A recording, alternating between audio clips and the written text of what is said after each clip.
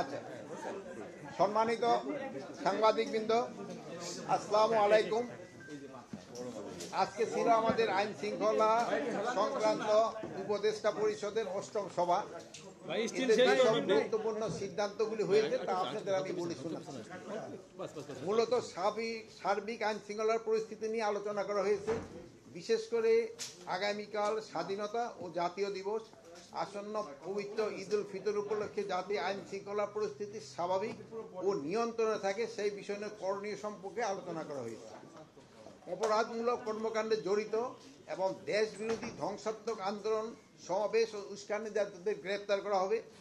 আইন শৃঙ্খলা পরিস্থিতিতে উন্নয়ন ও অপরাধমূলক কর্মকাণ্ড রোধকল্পে আইন শৃঙ্খলা রক্ষাকারী বাহিনীর তৎপরতা বৃদ্ধি, যেমন টহল বৃদ্ধি করা হবে, গোয়েন্দা নজরদারি আরও বৃদ্ধি করা হবে এবং ঈদ যেন নির্বিঘ্নে সবাই করতে পারে এবং রাস্তাঘাটে আরও চেকপোস্টও বাড়ানো হবে এবং বিভিন্ন আবাসিক হোটেল ও বস্তিতে অভিযানও বৃদ্ধি করা হবে।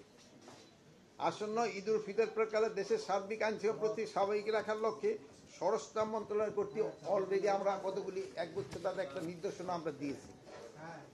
ঈদের সময় সার্বিক আইন শৃঙ্খলা রক্ষার পাশাপাশি সড়কের শৃঙ্খলা রক্ষায় পুলিশ অধিদপ্তর এবং প্রয়োজনীয় অন্যান্য আইন শৃঙ্খলা রক্ষা বাহিনী কর্তৃক কন্ট্রোল রুম স্থাপন করা হয়েছে এবং সকল কন্ট্রোল রুম স্বরাষ্ট্র মন্ত্রণালয়ের কেন্দ্রীয় জয়েন্ট অপারেশন সেন্টারের সাথে যোগাযোগ রক্ষা করা হবে। ঈদের সময় ট্রাফিক এবং যানজট নিয়ন্ত্রণ, যেমন ধরেন যমুনা সেতু, পদ্মা সেতু এবং ফ্লাইওভারের টোল প্লাজা সম্বন্ধে যানজট নিরসনে যে আমাদের যে ইলেকট্রনিক টোল কালেকশন আছে, এটা দ্রুত টোল আদায়ে সংশ্লিষ্টজনক কর্তৃপক্ষ একটা কার্যকরী ব্যবস্থা গ্রহণ করে এই জন্য তাদের নির্দেশ দেওয়া হয়েছে। অত্যাবশ্যকীয় পরিবহনকারী এবং যাত্রী যদি বহন করে, এটি ব্যতীত স্থলবন্দর, নৌবন্দরে যে কোনো জায়গা থেকে ছেড়ে আসা নির্মাণ সামগ্রী বহনকারী লম্বা যানবাহন সমূহ ঈদের পূর্বে মানে 3 দিন এবং পরের 3 দিন যেন মহাসড়কে চলাচল না করে, এই ব্যাপারেও আমরা একটা ইনস্ট্রাকশন দেওয়া হয়েছে। এবং আপনারা জানেন যে বাল্কহেডের ব্যাপারেও অলরেডি আজকে থেকে বাল্কহেডের চলাচলও কিন্তু বন্ধ করে দেওয়া নির্দেশ দেওয়া হয়েছে। আর ঈদ উপলক্ষে যাত্রী পরিবহন নির্বিঘ্ন করার জন্য সড়ক, নৌ ও রেলপথে যাতে অতিরিক্ত যাত্রী বোঝাই না করা হয়, অতিরিক্ত ভাড়া আদায় না করা হয়, সেই লক্ষ্যে সংশ্লিষ্ট বিভাগ এবং সংস্থাকে নির্দেশনা দিয়েছে। আপনারা সবাই জানেন যে ঈদের সময় অনেক সময় যে লঞ্চেলারা ভাড়া বাড়ায় দেয়, তারপরে বাসেলারা অনেক সময় ভাড়া বাড়ায় দেয় এবং তারা বলে যদি না আমরা লিমিটের মধ্যে এটা যেন না হয়, তা আমরা সংশ্লিষ্ট কর্তৃপক্ষকে বলছি যে সরকার কর্তৃক যে নির্ধারিত ভাড়া, ওই ভাড়াতে শুধু তারা নিবে, বেশি ভাড়া যেন কেউ নিতে না পারে।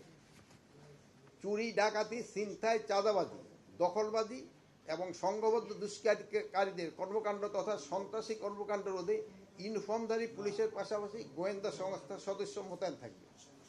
বিশেষ বিশেষ রাস্তার মোড়ে চেকপোস্ট স্থাপন করা হবে। টাকা এই অনেক সময় স্থানান্তর করার জন্য যেন যদি কারো বেশি টাকা হয়, মানি স্থানান্তরের জন্য আমাদের স্কোয়াডের সহায়তা নেবে। আমরা পুলিশ এ ব্যাপারে সহায়তা করব যে তারা বড় ধরনের টাকা এক জায়গা থেকে অন্য জায়গায় স্থানান্তর করতে চায়। আর একটা জিনিস বলা হয়েছে, ঈদের পূর্বে গার্মেন্টস এবং শিল্প কারখানার শ্রমিকদের বেতন বোনাসটা পরিশোধ করে দিতে হবে, যেটা তাদের ডিউ। অনেক সময় আছে তারা যদি আনডিউ কোনো কিছু ডিমান্ড করে, ওটা না, বাট যেটা তাদের ডিউ এবং যেটা বাস্তবসম্মত ওটা মালিকদের পরিশোধ করে দিতে হবে। অনেক সময় দেখা যাচ্ছে যে তারা বোনাস, হয়তো সে 1 বছর চাকরি করে না, বাট সে এখন বোনাস চেয়েছে 2 মাস চাকরি করে, ওইগুলি তো তার তো আইনের ভিতরে কভার করে না, ওইগুলির ক্ষেত্রে না।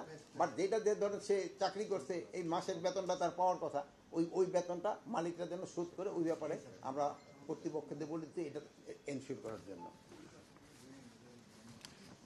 নারী ও শিশু নির্যাতন ও ধর্ষণের বিরুদ্ধে আইনগত ও সামাজিক প্রতিরোধ গড়ে তোলা। ধর্ষণ সহ নারী শিশু নির্যাতনের বিরুদ্ধে সরকারের অবস্থান অত্যন্ত স্পষ্ট। এটা ক্ষেত্রে আমাদের 0 টলারেন্স।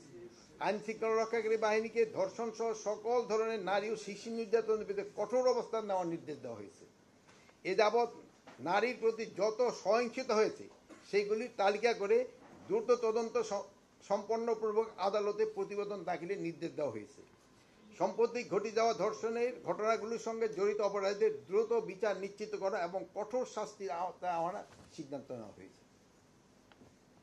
ধর্ষণ মামলার বিচার কেবল দ্রুতই নয়, বিচারটা যাতে নিশ্চিত এবং যথাযথ ব্যবস্থা না হয় এই ব্যাপারে নির্দেশ দেওয়া হয়েছে। এবার তাছাড়া শোনেন যে সে সময় একটু মাদকের একটু বেড়ে যায় এবং এই মাদকের বিরুদ্ধে যেন ব্যবস্থা নেওয়ার জন্য নির্দেশ দেওয়া হয়েছে।